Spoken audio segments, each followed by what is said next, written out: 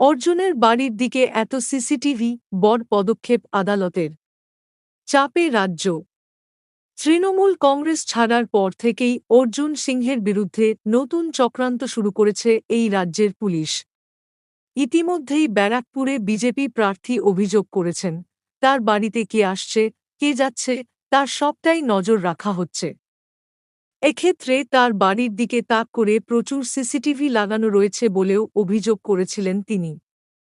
আর এই পরিস্থিতিতে আদালতের দ্বারস্থ হয়েছিলেন অর্জুন সিংহ, যার পরিপ্রেক্ষিতে আদালত আজ এক বড় নির্দেশ দিল।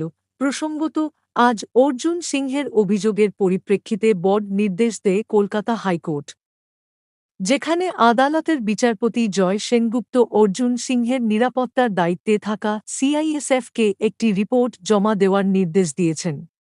পাশাপাশি রাজ্য সরকারকেও এই ব্যাপারে রিপোর্ট দেওয়ার কথা বলেছেন মাননীয় বিচারপতি।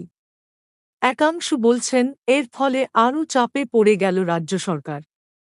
আদালত কি নির্দেশ দেবে সেটা পরের বিষয়, কিন্তু দুই পক্ষকে রিপোর্ট জমা দেওয়ার কথা বলে বর্তমান পরিস্থিতিতে তৃণমূল সরকারের চাপ অনেকটাই বৃদ্ধি পেল। কেননা অর্জুন সিংহের অভিযোগ ছিল রাজ্যের বিরুদ্ধে নজরদারির।